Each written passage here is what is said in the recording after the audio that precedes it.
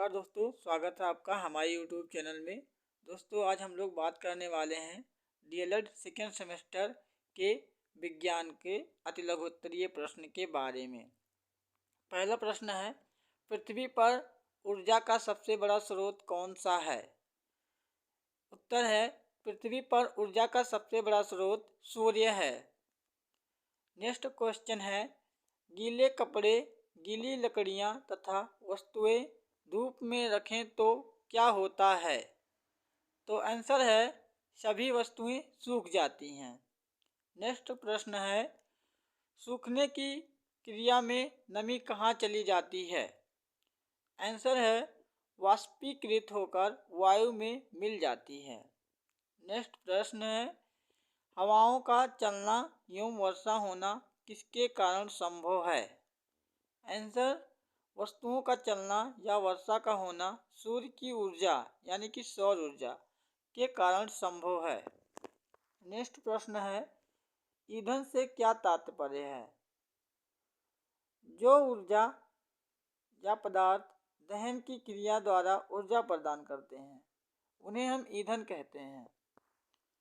अगला प्रश्न है, परिवहन के साधन मुख्य रूप से किस पर निर्भर करते हैं?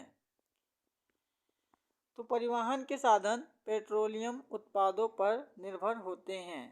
नेक्स्ट क्वेश्चन है, विद्युत ऊर्जा का उपयोग कहाँ होता है? आंसर है, विद्युत ऊर्जा का उपयोग पंखा, मशीनों, fridge, TV, cooler, computer, AC आदि को चलाने में प्रयोग होता है। नेक्स्ट क्वेश्चन है, बायोगैस से क्या तात्पर्य है? आंसर है, गोबर गैस प्लांट से उत्पन्न गैस बायोगैस कहलाती है। दोस्तों अभी तक हमारी वीडियो को आप लोगों ने लाइक नहीं किया है तो लाइक कर दीजिए और हमारे चैनल पर नए हो तो चैनल को सब्सक्राइब कर लीजिए। अगला क्वेश्चन है, ऊर्जा के सीमित स्रोत यानी कि अनवीकरणीय स्रोत कौन से हैं? आंसर है, ऊर्जा के ऐसे स्रोत जिन्हें पुनः प्राप्त नहीं किया जा सकता, जैसे कि पत्थर का कोयला एवं पेट्रोलियम उत्पाद ऊर्जा के सीमित स्रोत कहलाते हैं। नेक्स्ट क्वेश्चन, आसवन विधि का उपयोग किस कार्य में किया जाता है? आसवन विधि का प्रयोग पेट्रोल से मिट्टी का तेल, पेट्रोल, डीजल आदि को बनाने में आसवन विधि का उपयोग किया जाता है। नेक्स्ट क्वेश्चन है, जीवाश्म ईंधन किसे कहते हैं? तो कोयले एवं पेट्रोलियम को जीवाश्म ईंधन कहते हैं। नेक्स्ट क्वेश्चन है, ऊर्जा के असीमित स्रोत यानी कि नवीकरणीय स्रोत कौन से हैं? आंसर हमारा है, वायु, जल, बायोगैस एवं सूर्य पुनः प्राप्त होने वाले ऊर्जा के स्रोत हैं। इन्हें ही ऊर्जा के असीमित स्रोत कहा जाता है। नेक्स्ट प्रश्न है, रुधिर को ऊर्जा कहाँ से प्राप्त होती है? तो रुधिर को ऊर्जा भोजन द्वारा प्राप्त होता है। नेक्स्ट क्वेश्चन है, जीवन के अस्तित्व को बनाए रखने के लिए कौन से साधन आवश्यक हैं?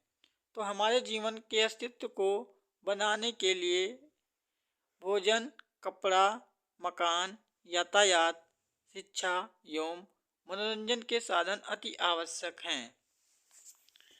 नेक्स्ट क्वेश्चन है, वैकल्पिक ऊर्जा के कौन कौन से स्रोत हैं? उत्तर है, सौर ऊर्जा, गतिमान वायु, जल, समुद्री ज्वार भाटा, जैव मात्रा यानी कि बायोगैस या बायोमास वैकल्पिक ऊर्जा के साधन हैं। प्रश्न अगला है, सोलर कुकर से आपका क्या आशय है? तो वैसे कि सोलर कुकर से भोजन बनाने का काम किया जाता है, जैसे कि सौर ऊर्जा को ऊष्मा के रूप में एकत्रित करके इसको सोलर कुकर द्वारा भोजन पकाने में उपयोग किया करते हैं।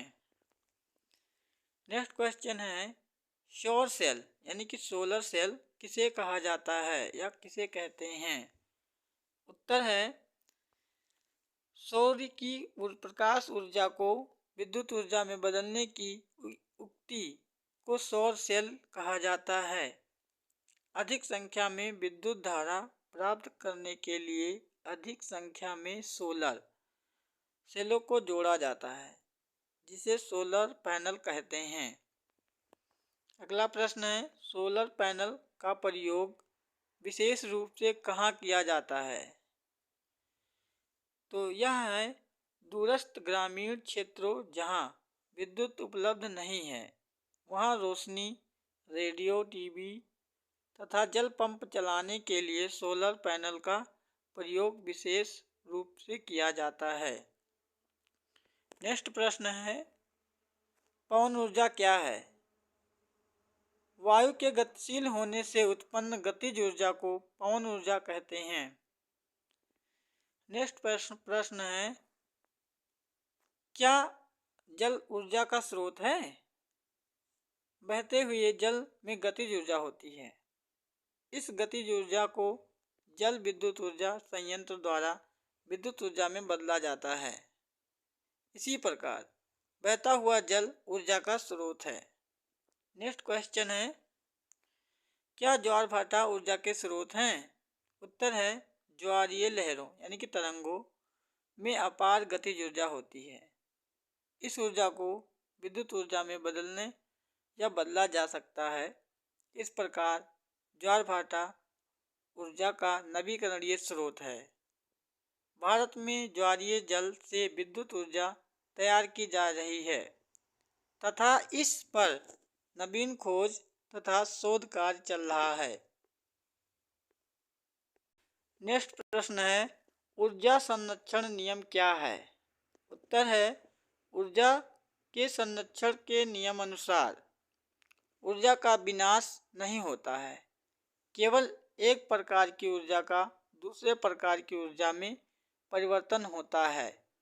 ऊर्जा ना तो उत्पन्न किया जा सकता है ना ही नष्ट, अतः ब्रह्मांड की समस्त ऊर्जा सदैव नियत रहती है। अगला प्रश्न है सरल मशीन किसे कहते हैं?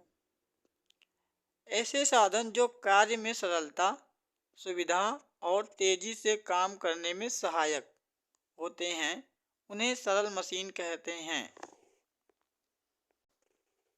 सरल मशीन का एक उदाहरण प्रस्तुत कीजिए।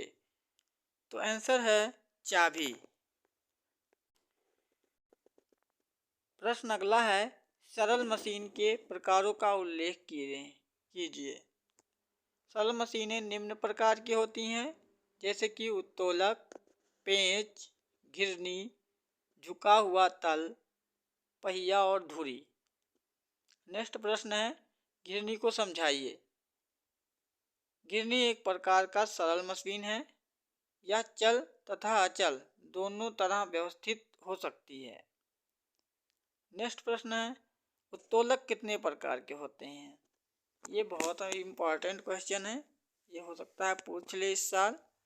उत्तोलक 3 प्रकार के होते हैं, प्रथम उत्तोलक, द्वितीय उत्तोलक एवं तृतीय उत्तोलक। प्रथम, द्वितीय एवं तृतीय उत्तोलकों का एक एक उदाहरण बताओ। प्रथम उत्तोलक जैसे कि हैंड पंप है, द्वितीय उत्तोलक पहिए वाली ट्राली तथा तृतीय उत्तोलक है चिमटी।